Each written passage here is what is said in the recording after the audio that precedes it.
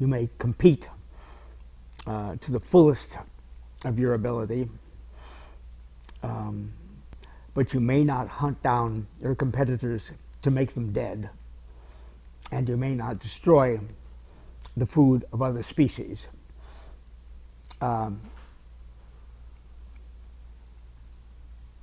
Simply to be destroying it.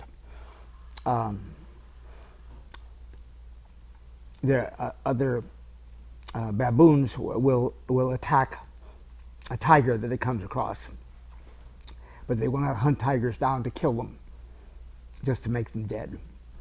And they won't destroy the food of tigers to make them extinct.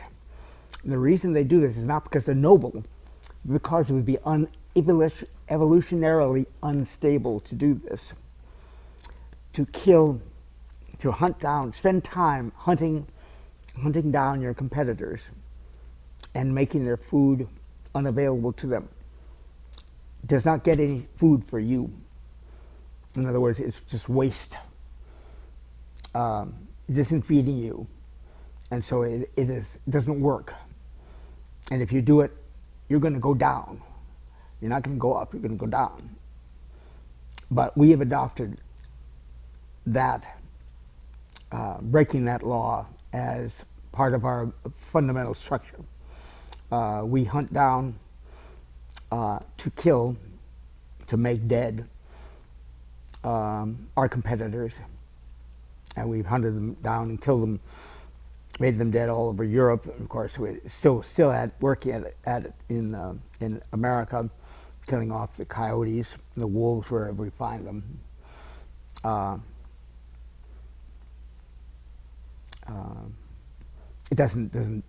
It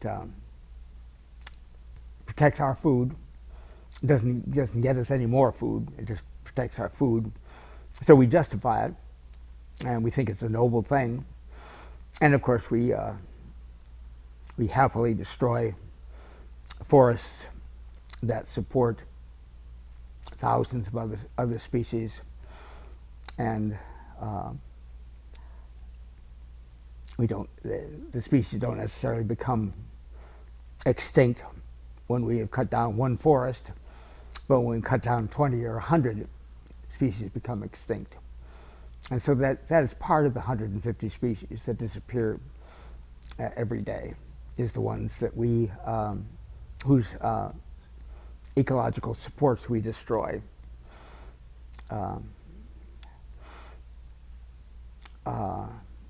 So we are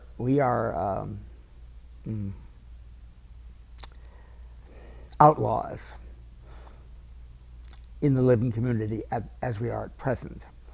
We were not outlaws before. Our ancient ancestors were not outlaws.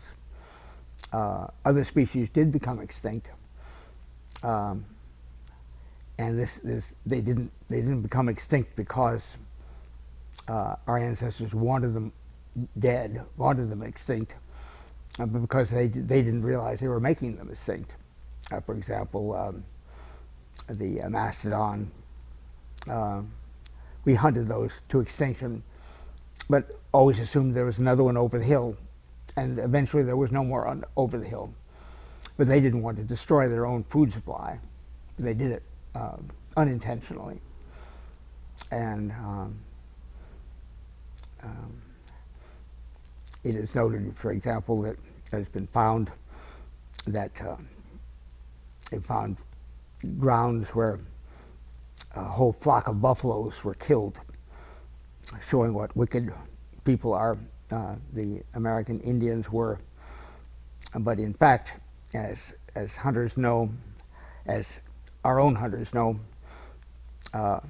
the buffalo is not an animal that can be lived off of. Its organs don't supply needed carbohydrates, and in order to get enough food to live on, you have to kill a whole lot of them. So again, they weren't looking to make buffaloes extinct. They just needed a lot of them in order to survive. So I answered a couple of people who raise their hand and say, yes, but what about this? Our ancient ancestors weren't saints. They weren't environmentalists. But they lived, for the most part, harmlessly in the world, as harmlessly as sharks or scorpions or buzzards. And we have to recognize that our place as outlaws, we can't survive.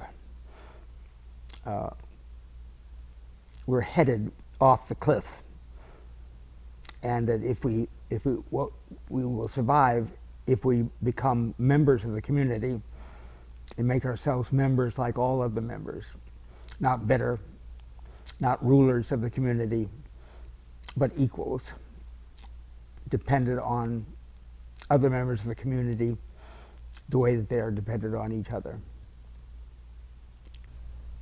What has been the role of religion in what's going on now, especially this mass extinction? In general, the religions that have survived are the religions that support our cultural mythology, that support the idea that humans are the preeminent inhabitants of the planet, that when God looks at the earth, he or she is looking to see what humans are doing. He isn't spying on hyenas, he's spying on us.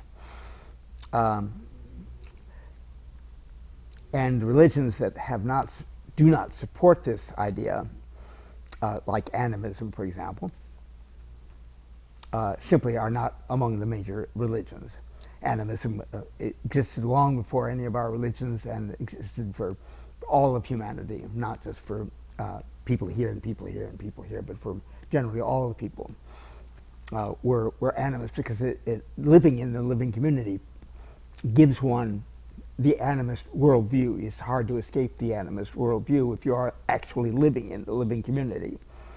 You see your membership, and you can't avoid it. You can't. You know the people who lived in the Arctic Circle lived on the deer that migrated through their territory. Without the deer, they couldn't be there, and they knew they were deer at another stage. So they didn't consider themselves different from the deer. They were just deer at another stage. They weren't better than the deer. I don't think any of the religions support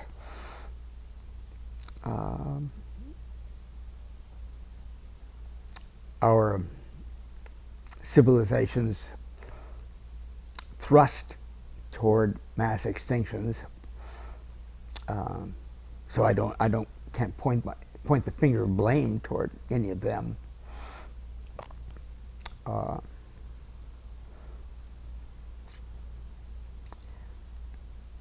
They remain silent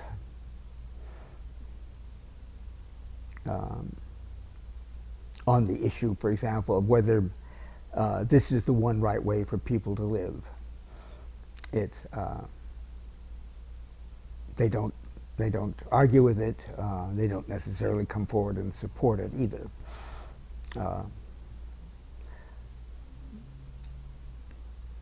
But remaining silent has stood them in good stead for all the centuries.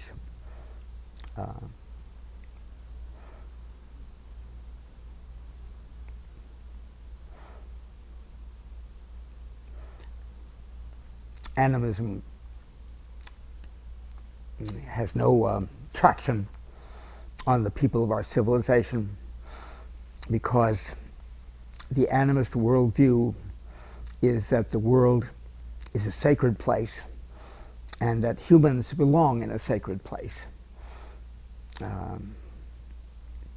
That's not a terribly complex idea, but it doesn't really go well with the concepts of our other religions, which tend to see the world as either a stopping place to something better, as, say, Christians do. I mean, we're here just to be tested and tried, and then when we die, we go where we were supposed to go to heaven or go to hell. And in Buddhism, you die and are reborn, and die and reborn, until finally you escape life on earth entirely, get to your real place, which is nirvana.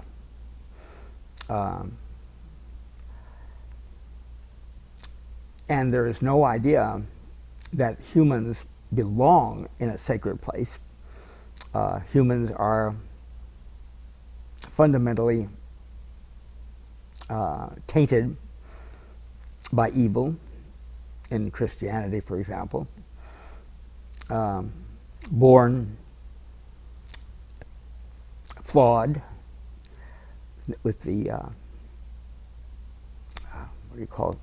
Natural sin, native sin. I can't even think of it. It's been too long. Original sin, yes. In Adam's fall, we sinneth all. And we must be somehow get out from underneath that evil in order to attain heaven. And in Buddhism, of course, we were born for unhappiness.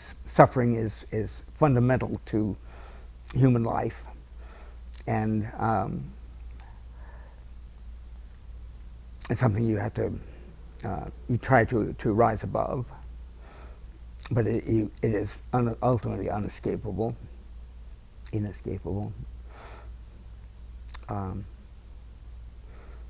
People are comfortable with these ideas,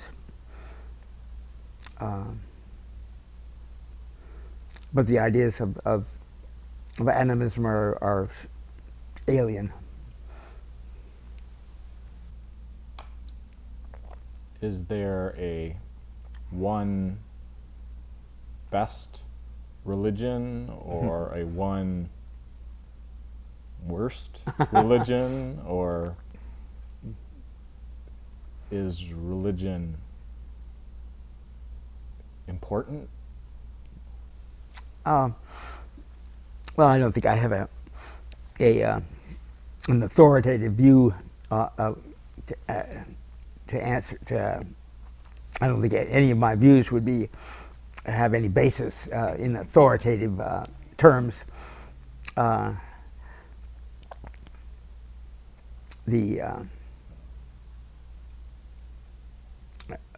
The animist worldview is one that I find,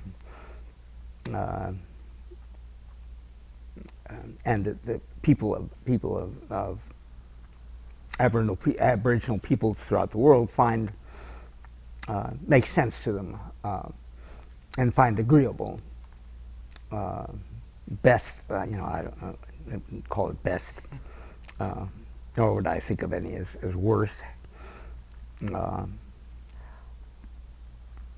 It's my guess that as people, that in the new Renaissance, if we attain it, that our current lineup of religions are going to seem less and less relevant.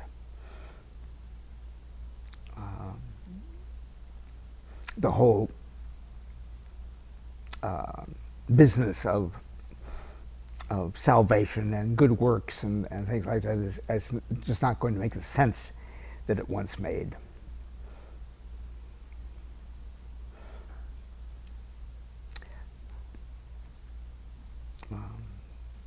lever peoples, I call them lever peoples, Aboriginal peoples, tribal peoples, see their life on Earth as valuable.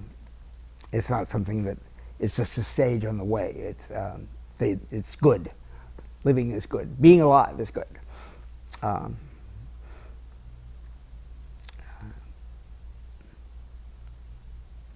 It isn't. Success isn't accomplishing things. It isn't inventing things, or of course getting rich or anything like that. But living itself is its own reward. In some of your writing, you've written about the power of vision. What do you mean by the power of vision?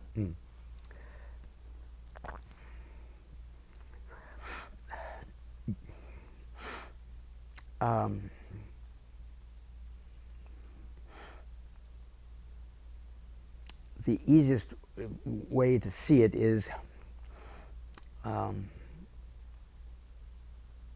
regard the way we deal with the power of vision. We call it the river of vision. Our own vision certainly troubles us. We see a lot in it that displeases us and needs correction. And we start movements to correct them. We pass laws to correct them, especially pass laws every year, thousands of laws. But the river rolls on. And I call these programs, the programs that we put in place, sticks in the river. They impede the flow, but they can't stop it. But it's the best we have, so long as the river is flowing this way. In the Renaissance, the river of vision took a new course. And if we're going to survive on this planet, we must have a new vision. We're never going to get there putting sticks in the river. We can't stop polluters. Every stick that we put in the river to impede the work of polluting industries is a compromise that is usually found to be ineffective and can be ignored. And we put in another stick that punishes. Okay, here's what you do if we find out, we catch you, and then go to court, and they assess penalties and things like that, and more sticks go in, but the river keeps on going. We can't hope to save the world by putting sticks in the river. We need a new vision of humanity as a species among species that should have a lifetime of millions of years. There's no reason why we shouldn't.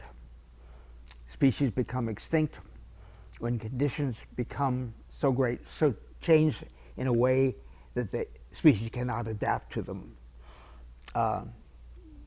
When the great cats appeared in Africa, for example, many species became extinct because they were just not fast enough to evade becoming prey, and their competitors became extinct because they couldn't. There wasn't enough left over for them.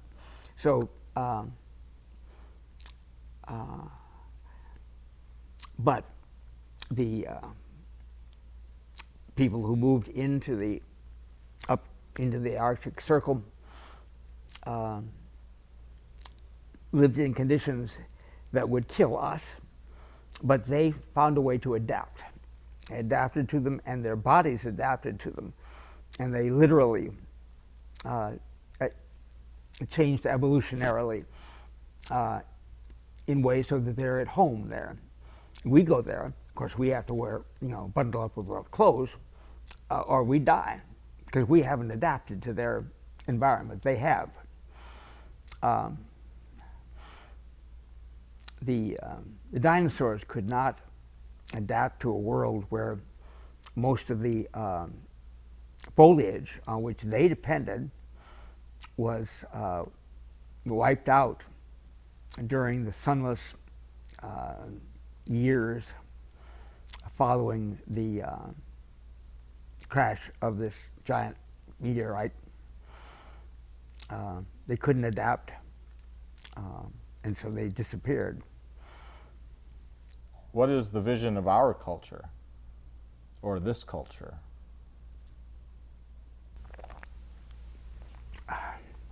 Does it have a vision?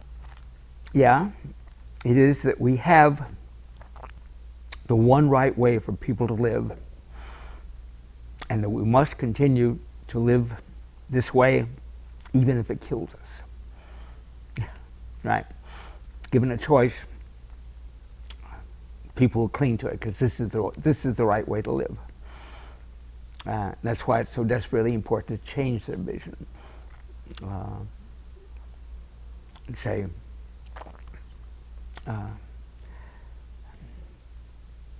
we had a way of living that was going to drive us to extinction, and it was not the one right way for humans to live. And there is no one right way for people to live. And we can live a different way, a more successful way. And we can learn a lot from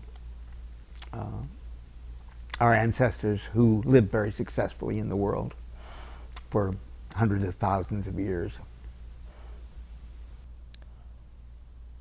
If there were an off switch to turn off civilization, to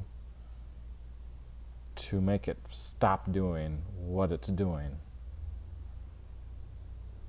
should that off switch be pulled? I think a lot of people would say so.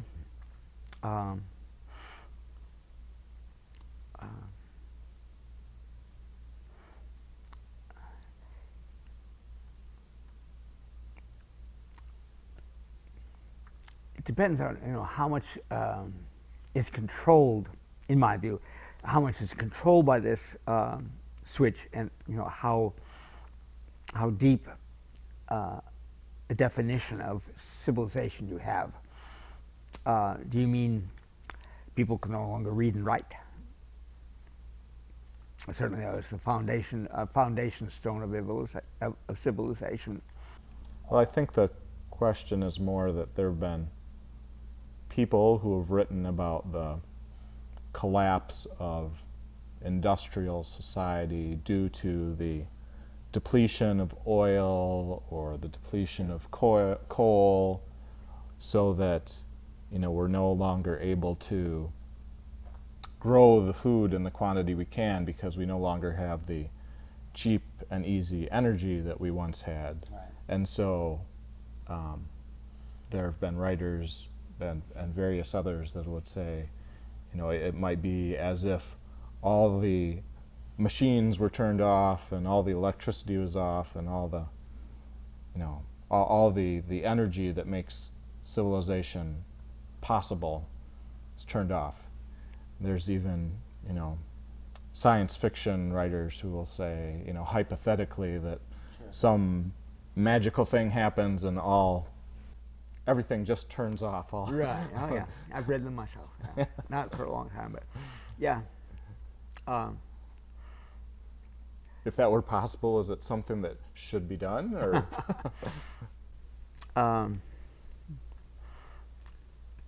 Let's put it that way. It would be the hard way. It might work, but of course,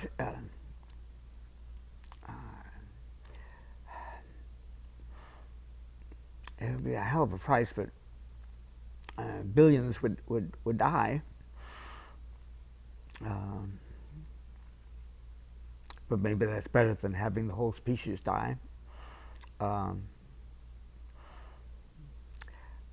one problem I see with it is that if this were to happen,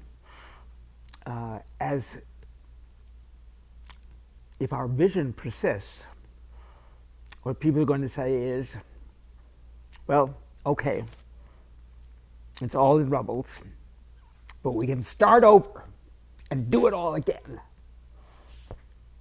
And I think they would, if people go on thinking this is the one right way for people to live.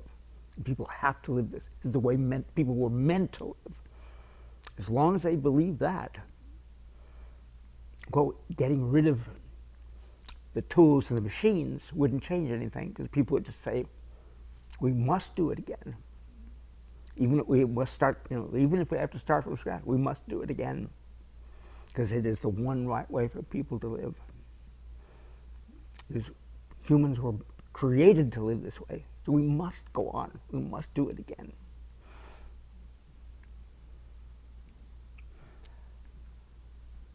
So the vision must change, or even that very drastic solution would not be a solution.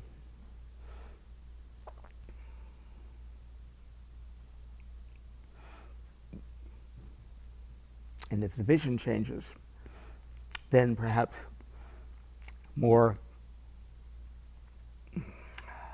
less drastic solutions will be found.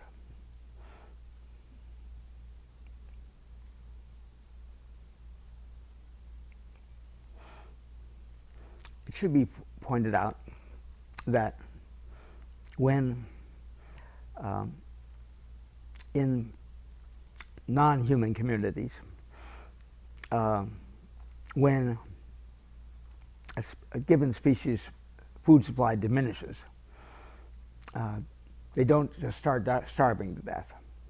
If you go into the forest during the winter, you don't find dead deer lying around. Their population diminishes, not just because they don't have as much food, but because getting the food takes longer. They have to work harder to get the food, and they have less time to mate. They have less time to procreate. They are less able to care for the young, and so their population diminishes. And it's not a drastic or horrible period. It's not a catastrophe for them. It's something that I'm very much afraid humans are going to have to reconcile themselves to, is seeing that if we're willing, if we want humanity to go on living on this planet, then we're going to have to reduce our population from 7 billion. Already, the impact we're having on the planet is simply too severe for us to be able to continue. I think that as devastating as the oil crisis is going to be, and the coal crisis and so on, I think that we will continue to keep putting that off decade after decade after decade, as long as we can. But it isn't the same with our population. We can't go on putting off decade after decade after decade our annual continued growth of our population. So we can't wait for the oil to run out and say, well, we're going to be destroyed, so we don't have to do anything. Just say, relax. No, we can't wait for that to happen. We can't wait for anything to happen. This is something we've got to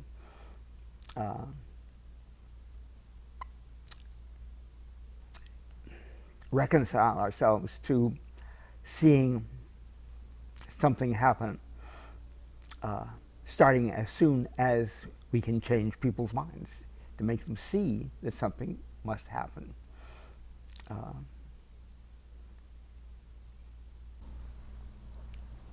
It sounds like you're saying that we shouldn't grow more food to feed the hungry. We are not growing more food to feed the hungry. There's never been a year where the hungry got fed. Every year the hungry go unfed. And every year we grow more food to feed the hungry, and they do not get fed. The extra food that we grow goes into supporting our population growth, which includes hungry people. So the rich get more people, middle class gets bigger, lower class gets bigger, the hungry get bigger. So growing more food doesn't solve the problem of the hungry.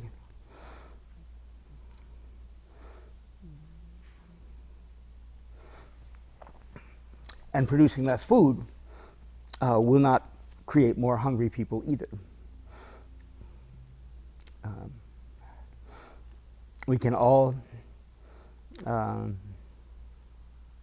adjust our lives to having, at least to begin with, no more food than we had last year. People have to first see that. They can live, go on living with no more food than they had last year.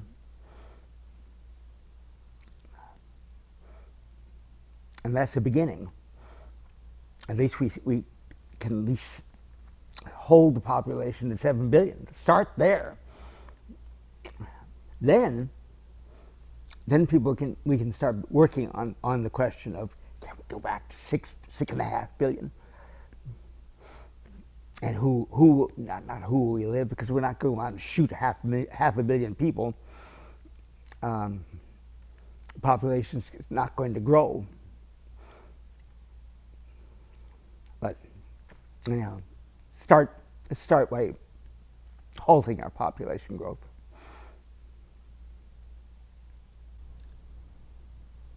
This seems like it would be in opposition to what we normally hear about the importance of growing more food. What do you hear? Well, that there are people and other nations that aren't getting enough food, and so we need to donate money to get them more food. And for example, some vegetarians believe that by eating a vegetarian meal, that there is going to be more food available to feed the hungry, because it takes a lot of grain, for example, to feed a cow. Sure. And so the amount of food, if you just take that same amount of food and you feed people with the plant food, rather than converting it into animal food, that's going to feed more people. Yeah. So if everyone, for example, in the world became vegetarian or vegan, that we would be able to feed 10 billion people or 12 billion people. That's right. And so what you seem to be saying is that isn't the way you think of it. No, it's absolutely true.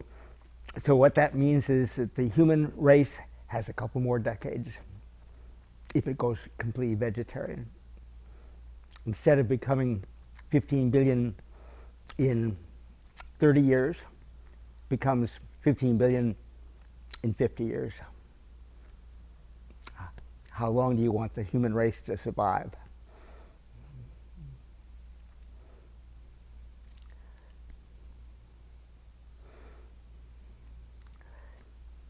Giving money isn't really the problem, because of course you've got to have the food to buy. If you're going to feed the poor, there's got to be somebody growing the food for somebody to buy, to give them. But in fact, year after year, the poor, the hungry do not get fed, the starving do not get fed. So it's a, again, this is a notion very much promoted by food growers and producers, that we need to grow more food to feed the hungry. They like this idea. Is this an idea that's been around for a long time then, or is that a recent 20th century invention? I suspect it probably is a 20th century invention. I couldn't swear to it. I just remember, you know, being told as a child, you know, you finish all the food on your plate, think about the starving Chinese. So that was 70 years ago.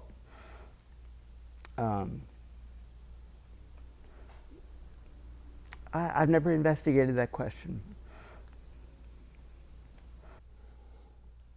You have done a lot of writing. Yes. What has been your goal in doing all this writing?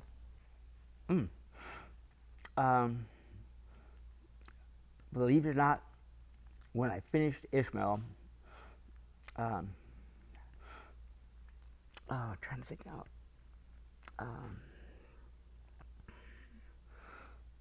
What's the name of the science fiction writer who was on the board of judges? Ray Bradbury, yeah. Ray Bradbury asked me, well, what are you going to do next? What is your follow-up to Ishmael? And I said, there is no follow-up. I'm done. I really thought that I had done it.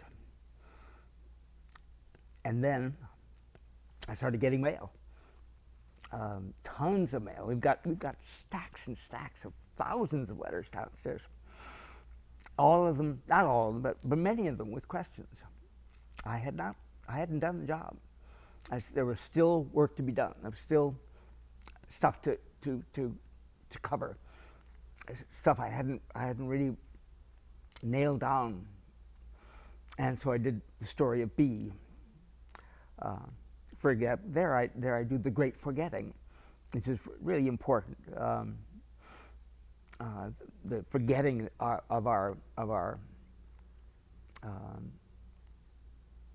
archaic past, our hunting-gathering past, as Jacques Fresco is he's still part of that great forgetting. He hasn't realized that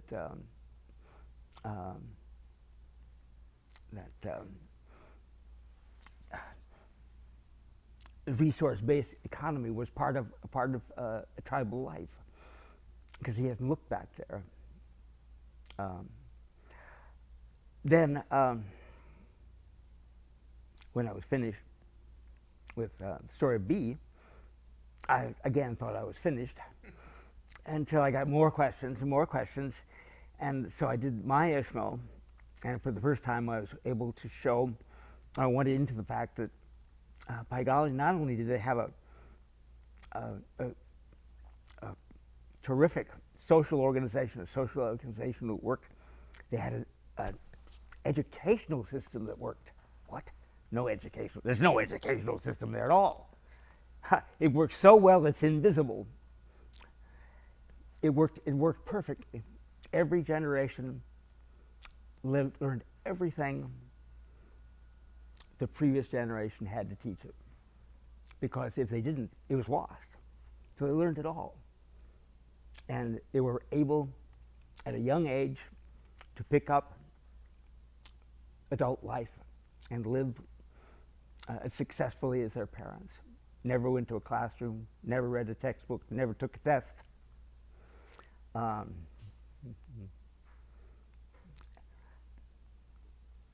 One of my a teacher here in Houston, mid-school teacher, was given the task of in a magnet school, of taking the kids who had been gathered simply because they were in the in the district.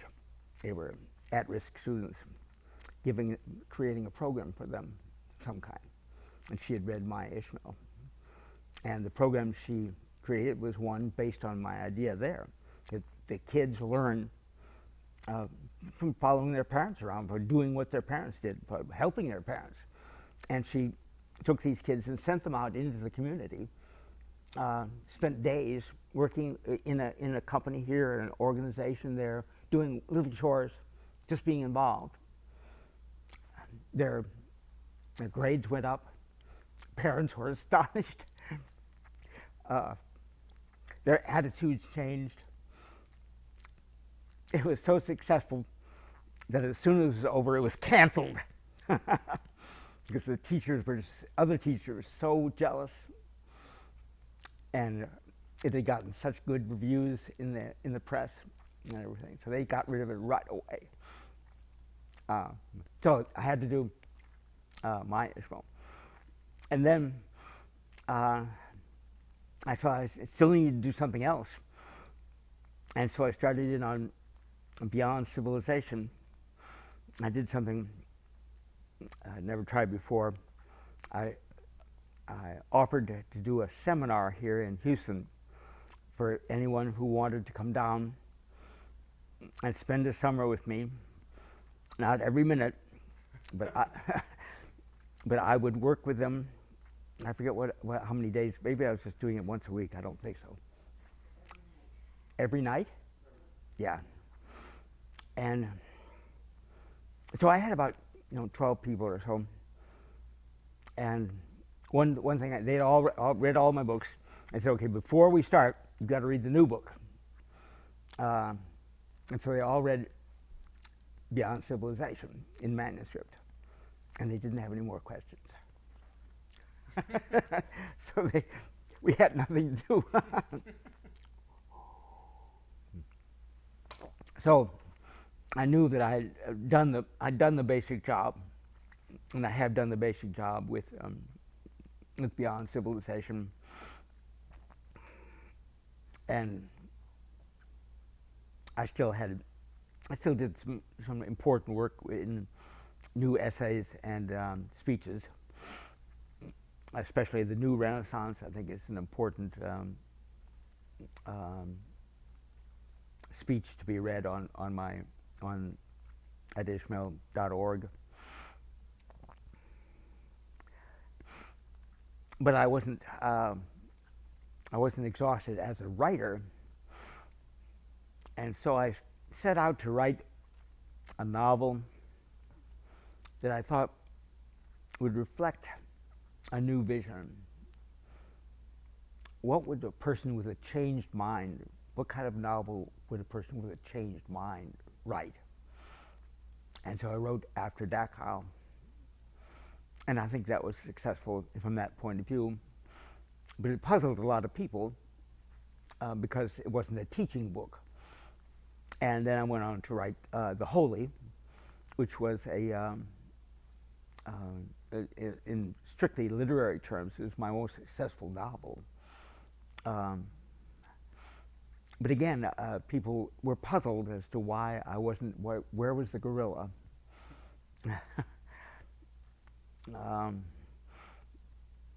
And having, pretty much, I really had said everything I have to say with those books. And then I wrote a book sort of about the writing of the books, which was, if they give you lined paper, write sideways. Trying to get to the source of my ideas. How did I come to think this way? Which I thought would be valuable. Some people have found it valuable. But I haven't written anything since then, except answers to more questions and things like that. Put together a volume of my short stories, which is up on Amazon.com now. I'll probably put up another volume of one of the the fifth version of the book that eventually became Ishmael. Ishmael was version 8, and this was called The Book of the Damned, which I published in Santa Fe. Published in parts, 3 parts. It's quite a good thing. I really liked it and admired it a lot, but I couldn't get it all done. I couldn't get the whole thing out there in that form, and so I had to go on to a 6th version. But the 5th version is a totality of its own, so I'll probably publish that as well. But so far as my writing career is finished, I feel like I'm finished. I may not be. I don't know. Maybe I wake up in the morning and I still dream about having terrific books to write.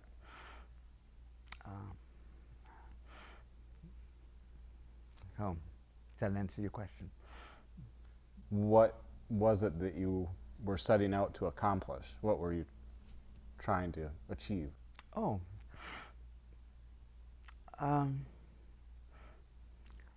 Rennie could answer that question better than I.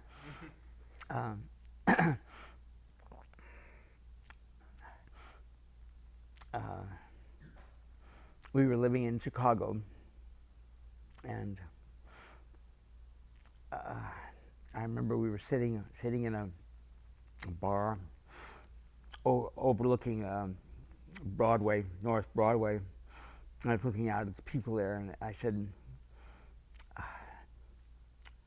really got to do something for those people.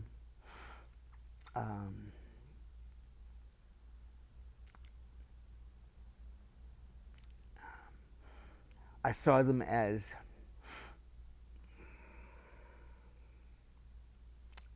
wandering, as lost, as purposeless, as needing a new vision. And of course, I didn't have any idea what I was talking about at that point. But I began struggling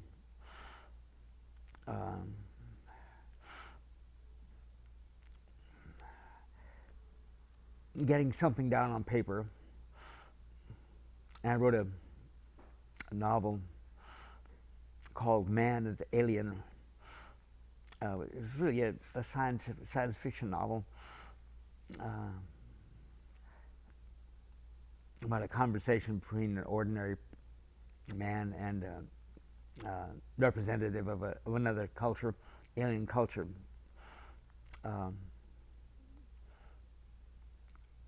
Who explained that his own people were essentially Liber people, a non-competitive, non-conflicting, a peaceable people who were under threat, had been under threat, but didn't want to change themselves to meet the threat from an enemy. And so they thought that they would take an existing population of intelligent beings and set them on a path that would lead them into becoming world destroyers.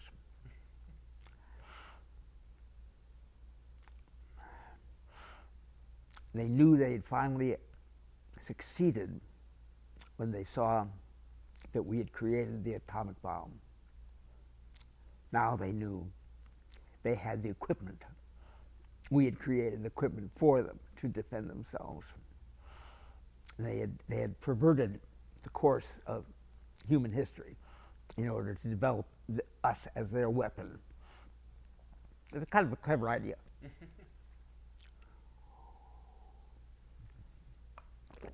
But it didn't do the whole thing, of course. It was just a beginning. And then I did a book called The Genesis Transcript, which was basically another teacher a pupil kind of thing, a human teacher and pupil, that examined the Genesis, especially the stories of Adam and Eve and Cain and Abel, as prototypes of our own culture, as I eventually did in Ishmael. But again, that didn't go deeply enough, didn't go far enough, didn't go wide enough. And I did another version of that, and still was not satisfied. And then I tried another novel called The Book of Nahash, Nahash being the word for serpent in Hebrew, focusing in on the fall in particular, and what the serpent was after, what the serpent was really doing, tempting Adam and Eve to do, which was to invent totalitarian agriculture, of course, although I didn't call it that. That didn't work either, so I couldn't get all the way there. So I did the next version, which was the Book of the Damned. Worked wonderfully well as far as I went. It still didn't go far enough, and so I did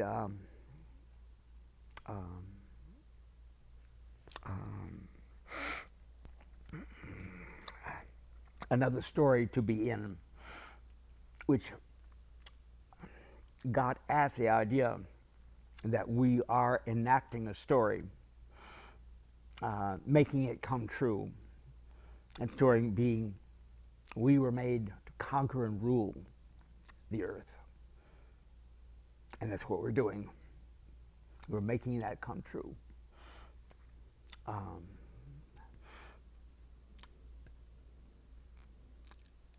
I did two versions of that too, and then Rennie was working at Holt at that time. I came across an announcement in a magazine there announcing the Turner Tomorrow competition, which called for a novel exploring solutions to world problems.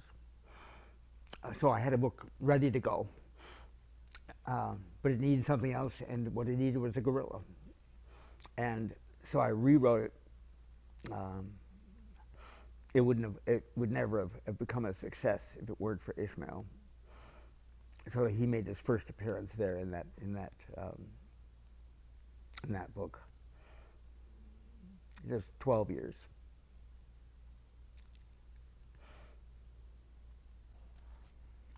And so Ishmael has now retired to Africa. Yeah. Permanently? Yeah, I'm afraid so. If somebody brings him a computer, he can do email.